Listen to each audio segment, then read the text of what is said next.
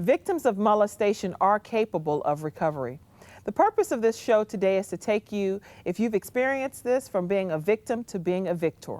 This is a sick and scary situation that has the whole world afraid of leaving their children with anybody. Molestation can happen anywhere. It's either in the home, the workplace, with members of someone's own family, or even friends.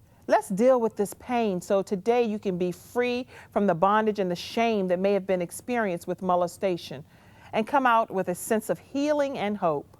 Stay tuned for today's program. A celebration of life. Get your daily balances. Kill Jacob's conjure way. We're here to open your eyes, making your day great and your life even better. Say, oh, daily balance. Get your daily balance. Daily balance. Get your daily balance with Kim. Today's topic is one that has to be shared. No more secrets. It's the story of overcoming sexual child abuse. Later in the program, we'll get some professional advice from a psychologist, Dr. Syndey Langston. But for right now, my first guest, he is a successful lecturer, a teacher, a consultant, an author, and yes, he is an adult survivor of sexual child abuse. Please welcome Wade Younger. Hey, Wade. Glad to have you on the show. I appreciate it. Thank you. It's a great pleasure to have you. Thank you so much for joining us. No problem. Thank you. And for stopping by the studio today. This is awesome. Thank you. I'm really glad that you took the time to come by and share your story with the viewing audience as well as the audience that's here today. I appreciate it. I know people, I've already read your story. I've gotten quite familiar with it. And I've learned a lot. I've been very enlightened by what I've heard. But I want to make sure that people here get the opportunity to learn more about who you are and what's happened and what's transpired in your life. You're a successful businessman, you're handsome, all these great things about you, but no one would ever know what you've truly been through. That's true. And I want That's that to be shared today. I appreciate it. So you're welcome to start wherever you would like to tell us where you've been Gotcha. and why you're here today. First of all, thank you for having me on the show and giving me an opportunity to tell a story that a lot of times people don't want to talk about, and that is sexual child abuse. It happens to 20% of our nation's population, which is 60 to 1,080,000 people. For my story, it started when I was at the age of 4, and with a trusted relative, and that went on to the age of 7, and it happened again with an aunt and then a neighbor. And then it went on from there, from 4 to up to age 13. By then, I was pretty much skewed mentally and emotionally as far as, where do you go? Because a lot of times when a person is abused sexually, well, most of the time, you are left in a point of suspended animation emotionally and mentally. So if you're abused at the age of 4 or 5, that's where you are for a long time until you decide to deal with it. Chronologically, you move forward as far as your body is concerned and academically, but emotionally, mentally, you're stuck right there until you deal with it. Right, and you named a lot of times that you were exposed to sexual abuse, that someone actually did this to you. How many times was it total? As far as numbers of times, I sat down, I'm thinking between 80 to 100 different, but it went on, it was 9 different people from 4 to 13, and then I had 9 different people? 9 different individuals, yes. Oh my God. And why do you tell this story? Well, it needs to be told, and because it happens a lot more than, it's a tough subject, and a lot of times veering off for men, for an example, most of the times when you hear about rape and sexual assault, it's women talking about it, not men. And the reason why is this stigma of, well, if a man is sexually molested, does that make him a homosexual or a pervert or something like that? But that's not the case at all. So I started to tell my story for a sense of healing and then helping other people, healing for myself and then helping other people. Good. I'm so glad that you're willing to share your story, because a lot of people today watching the show and you that are here in the audience will benefit from this. I know I personally have children, and I want to walk away with all of the information that you're sharing today. Appreciate it. I wanted to find out from you, how did you just decide that you're going to keep this a secret? How did you keep it a secret with family members being in your life and knowing you and your mom and dad, different people right around you? How did you keep that a secret from people? I could say it's easy, but in reality, it's like any other thing. You can have things that happen to you during the day. If you simply not say anything and you create silence, no one knows. There were signs that were prevalent with me. For example, I wet the bed, for example, until I was like 10 or 11, and that's a long time. But no one asked me why is that still happening. Now, so for me to say that should be, you know, but at the same time, it needs to be talked about. The other thing too is I was in a special ed class, but I have no problems with academics. That was just something that was going on mentally. I remember at one point that I mentioned in my book, I drew this very perverted picture of a monster urinating in a bucket. And it's like, what did that represent? Well, that represented monsters in my life exposing themselves. But, you know, this is way back in the 70s, and, you know, no one thought to look further at what's going on with this kid. So all the while you were pretty much telling people a message through every act that was occurring in your life, but nobody picked up on it. Exactly. And I can articulate it as an adult now. Right, of course. But that's one of the things. And so I always recommend when we look at our children is to pay close attention to what they're doing, what they're drawing, what they're painting or, you know, writing, because that tells you a whole lot. Interesting. Yeah.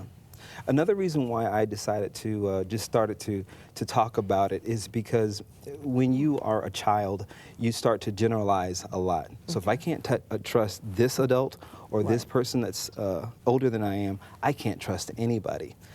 And so, when as an adult, or as a child rather, if you can't trust anybody, you start to rely on yourself.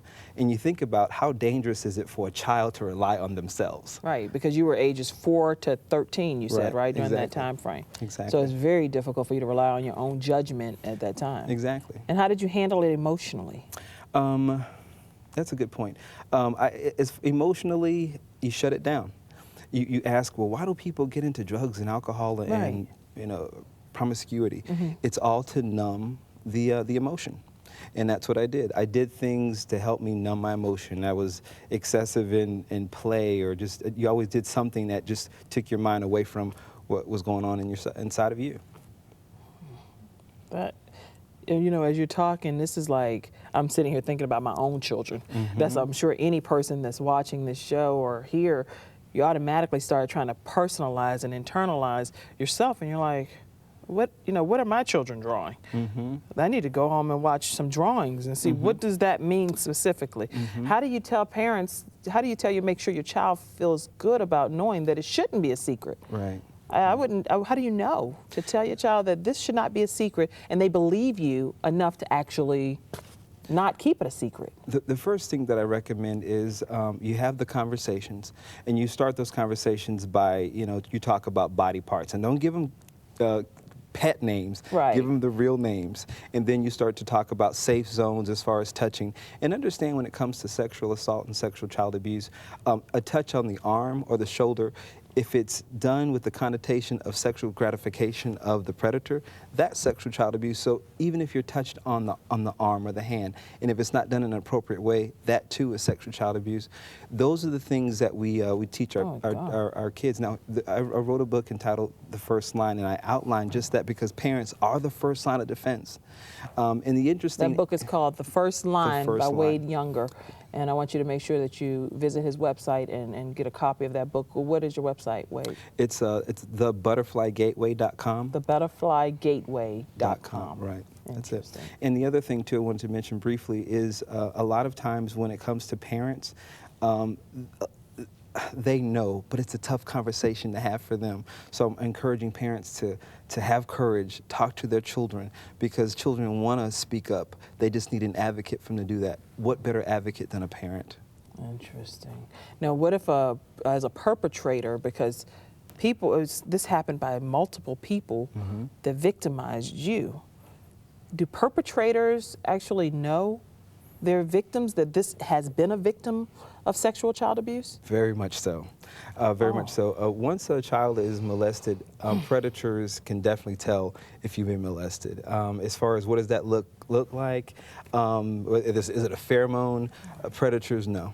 And it's important that we on the other side protect our kids from those individuals. But what if you don't even know that your child is a victim until they expose it to you? That goes back to those conversations. We talk to our kids about academics, athletics, everything, being in the choir, whatever. You all hear this out here? You make sure that you talk to your children about sexual child abuse and the different signs and symptoms that we may see in our own children. And he's giving us some pointers. Wade Younger is giving us some pointers today on exactly what we can look for. Drawings, wetting the bed, and many other tips that he'll share with us throughout today's program. When did you decide personally, Wade, that you needed help?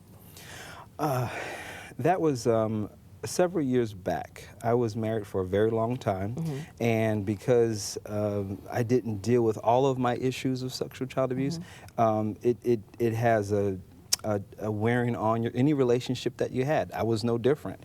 And I had a loving wife. I loved her to death, but at the same time, I had a hard time connecting, trusting, investing emotionally.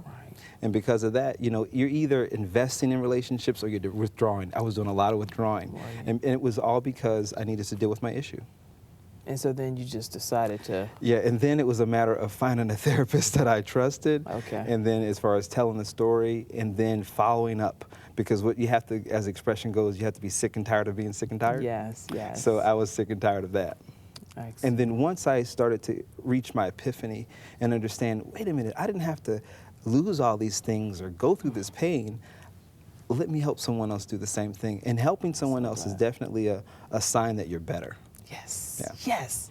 I'm so glad that you are better and that you're helping everyone that's watching today's show. Thank you so much, Wade. Thanks a lot, Kim. When we come right back, we're going to talk more with Wade Younger and also meet Dr. Syndey Langston. So don't go away. Thank you so much for sharing your story here. Thank you very much for having me. It's great. I feel comfortable. Daily Balance with Kim Jacobs is sponsored in part by Air Dominion, a manufacturer of sports medical products specializing in extremity braces. Air Dominion is the creator of the Air Knee Pad, featuring bilateral pump action technology, firm comfort frontal support, and compressed air bilateral support. For more information, visit our website at www.airdominion.com. Air Dominion. Dominate the game. Welcome back. We've been talking with Wade Younger, a survivor of sexual child abuse. And now joining us is a psychologist and registered nurse and the founder of the El Rofe Center, Dr. Syndey Langston. Dr. Syndey, it's a pleasure to have you. Thank you for having me. I'm so Good glad to be that here. you're here, and I'm also glad that you're still here with us, Wade. Dr. Langston, I wanted to find out from your center, do you see cases of sexual child abuse often in your center? Practically 1 out of 3 clients that comes into our center has been sexually abused, be it a child, an adult woman, an adult man. Why do people keep it a secret? I'm trying to walk away understanding that today during this interview.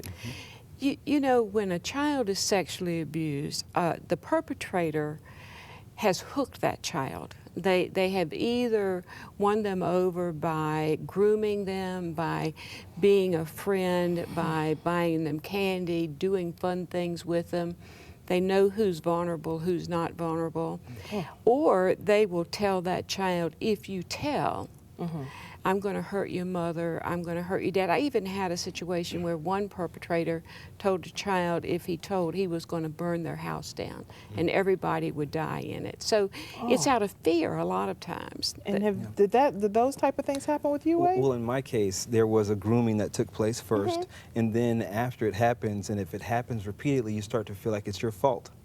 And then you have this shame and guilt, and you don't want to share that at all as a kid. So then your self-esteem is gone. So it comes from shame, guilt, and feeling that it's your fault.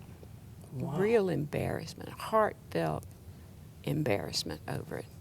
And that guilt, like Wade says, is just so compelling to that child. And you know, the child has no weapons, and they usually don't have an advocate. And this keeps it from being reported as often as it needs to be. Oh my goodness. And you know what, there's so much loss based on what I'm hearing and reading and researching. There's significant loss with sexual child abuse, loss of innocence and lots of other loss. You want to share what you see? Well, there's a loss of innocence, a loss of an ability to trust adults or the younger perpetrators, because children perpetrate as well. There's a loss of emotional maturity.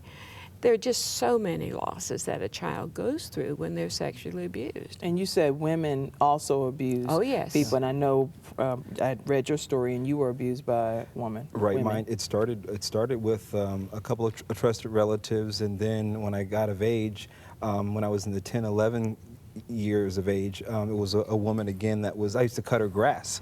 And so, and then what happens as a kid, because it happens in the news so much when a male, a boy is molested by a teacher, it's like, oh, he'll be okay because isn't that what all boys would want?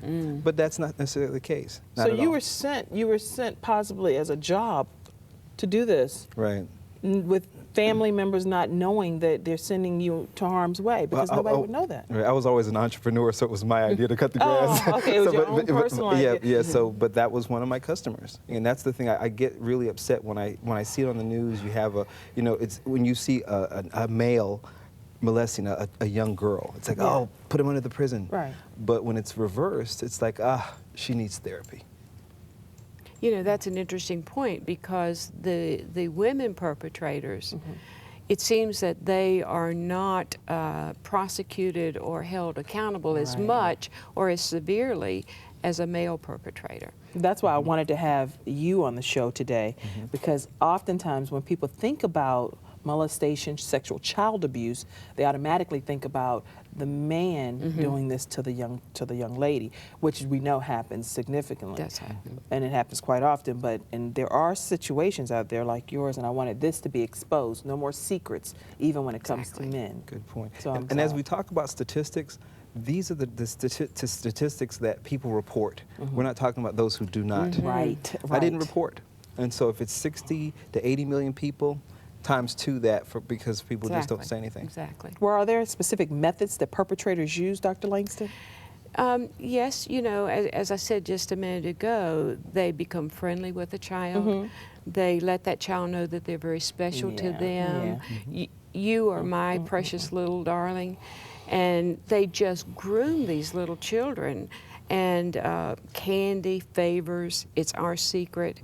And if a child is emotionally needed or neglected, that child is going to, of course, gravitate towards that person that's wooing them. But Wade actually said a good point earlier, which was that perpetrators actually know their prey. Oh, they do. From Absolutely, your perspective they do. They know how to spot a vulnerable child, a child that will, in a crowd, pull away to the side and not interact with other people, a child that will hang their head or their self-esteem is compromised, a child that never smiles, a child that doesn't play with others. And those are behaviors that you're describing, actually. So what are some other behaviors that we can look for? Those are behaviors. You know, that's how the perpetrator spots a vulnerable child.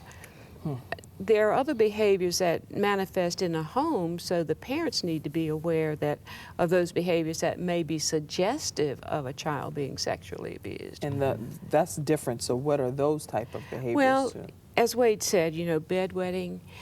Now, there are physiological reasons why a child will bedwet, but if they're bedwetting past the age 10, 11, 12, that is really suggestive. If their grades suffer, if they isolate, if they cry a lot, if they don't want to go see somebody, if they don't want to get involved with other children or be with other adults, they pull back. Those are going to be symptoms that we need to be watching for. If they get sick, I have a client right now, she's 12, she'll be 13 soon. Her symptoms are she's still bedwetting. She gets a migraine headache when it's time to go see her father. And she starts with stomach aches, and eventually, before she goes to see him, she's throwing up. So why does that happen when she's going to go see her dad? So we have to look at that and say, okay, something's going on here that we need to pay attention to. Big time. Big time. Oh, my goodness. And so if a child, I'm thinking here personally, I have 5 children. So if your child is crying and saying, Mommy, Mommy, I don't want to go with this person. What do you take that to heart and say, well, you don't have to go with that person, ever? You do take it to heart. But sometimes it's not that kind of situation at all. It could be a family member that's living in the dwelling place where the child is. It could be a grandparent that comes to visit. It could be an uncle that comes to visit. Right. A friend of the family. We saw some videos that were made by Chapel Hill where they went into the prisons in North Carolina and interviewed these perpetrators. And one man very arrogantly said, "Don't let me out. Don't release me because I will reoffend. And I can offend a child in a room of 100 people and you will never know it." So he will probably, at his own request, stay in prison. He can be paroled, but he said he's not going to ask for it. Oh my goodness. Because he knows he's not going to stop. And he's openly admitted that Yes. if you let me out, I'm doing it again. Exactly. Now, So- there is help for a perpetrator, Uh-huh. but it's hard for them to take advantage of that help. Interesting. You know what? We're going to come back with a lot more information right after this break. Stay with us.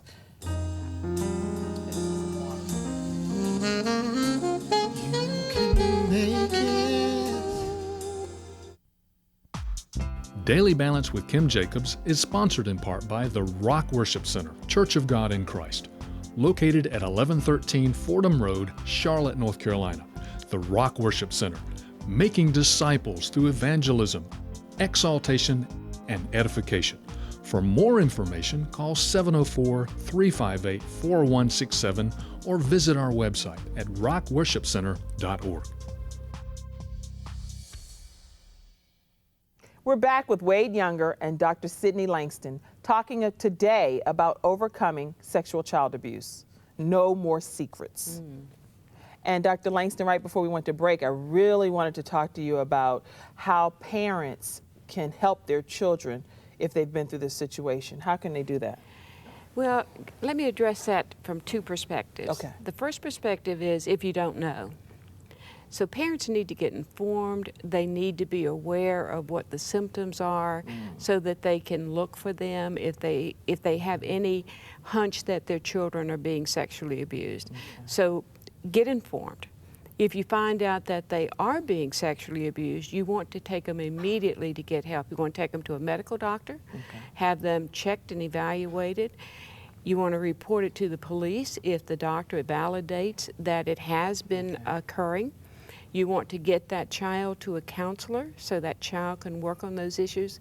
Mom and daddy need to work on those issues and grandparents as well because it affects everybody.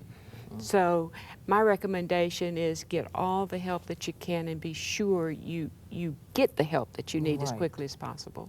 Well, thank you again, Dr. Oh, you're Langston. welcome. I'm glad you joined us. And Wade, I know for you, there was a specific time, there was a turning point in your life. I really want everyone to benefit from hearing about this. Gotcha. Before I get into that, one of the things I wanted to say to dovetail off of Dr. Langston's statement, and that is once the child says that something has happened, Okay. number one, let them know that you believe them.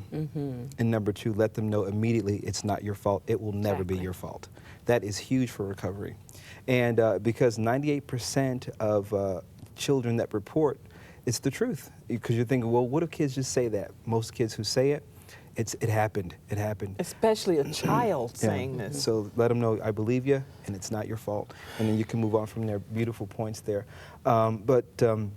As far as a turning point for me, after a loss of a marriage and friendships, and just being sick of feeling like I had this big secret, I had an opportunity to appear on the Dr. Phil show last year, and it was the last day of taping because it was a series of workshops on film. And I was actually in the bathroom. It was 5 o'clock in the morning, and I'm sitting there and thinking, why the heck did I do this? This is like crazy. But at that very moment, my mind went back to when I was 9 because I was raped by a neighbor when I was 9, and it was probably the worst of them all. And my mind went back to that point, and the adult Wade approached the 9-year-old Wade, and I asked myself, "Are you okay?" And Say that one more time. The adult Wade Yes. approached the 9-year-old 9-year-old Wade. Right. And you had a conversation with yourself. I did. And I asked myself, was I okay? And little Wade said no. And then I knelt down and I looked myself in the face. And I said, you're okay now. And that's when I realized you rescue yourself through that, but it comes through times of just being honest, transparent, open, talk about it, and move on. And after that, the sky's the limit. Oh my goodness. See, I thought I was going to cry when you shared all of the actual incidents that occurred, and then I'm crying on your victories, on the victory segment here. Oh my goodness. So what did you do to finally decide I'm fighting back? What I did several things. I ended up writing my book, Moon Cussers. A moon cusser is I have your books here. it's a type of pirate because Nice story. yeah, and what happens is back before there were lighthouses, pirates would actually build fake lighthouses so that would bring ships in close. And the reason why I use a lighthouse as an analogy for sexual predators, kids look to adults for protection and guidance, like ships look to lighthouses. And so that's my story of, but it's not just my story, it's also the story of the healing process. And then I realized, well, what do parents need? So I ended up writing First Line. The first line, teaching parents how to protect their children. Right. It goes into scripts, how to role play, ask the questions, how to protect your kids. It's there. And then Cool to Tell is it's a story for kids, and they can read it, and it's some exercises at the end. So if it's happened, the kids will open up and say, "This is my situation." And you've actually authored quite a few other books as well. And I want you to visit Wade's website. Give them your website for them to be able to learn more about all of the books that you've authored. Gotcha. You can go to two places, either WadeYounger.com or thebutterflygateway.com. And the Butterfly Gateway is my foundation for sexual child abuse awareness and recovery. And we have support groups right here in Charlotte, North Carolina. Excellent. And what is your website, Dr. It's Langston? elrophe.org. That's ELROPHE.org. And we will have lots of information on that website that will be helpful to parents and children alike. Well, excellent, excellent. And the information that you all have shared today is life-changing for people. Life-changing. We want it to be. And I know, Wade, you often say that there's a cause that found me. Tell us about that. Basically, a couple of years ago, I would have never saw myself on this path. Right. But I realized I needed to, number one, find healing for myself to be the best person I could be. Once I did that, I wanted to help other people. And my slogan is, if you can face it, you can fix it. If you can face it, you can fix it. That's it. Awesome, awesome, awesome, awesome, awesome. I love high-fiving. Okay, that sounds good. Good enough. If you can face it, you can fix it. I want to thank Wade Younger for being here today to share his inspiring story of tragedy to triumph. And also Dr. Syndey Langston, I thank you for being here. From the El Rofe Center. If you need more information on this subject or any other subject about any of my guests, please visit my website and you'll be able to learn more. I'm Kim Jacobs, and I hope you'll join me next time right here on Daily Balance. I thank you. Hold on.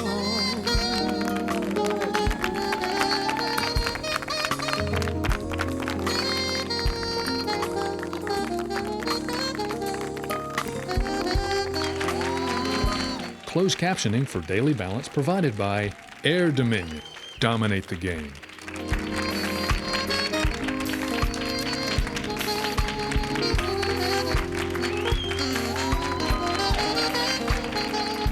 Just hold on.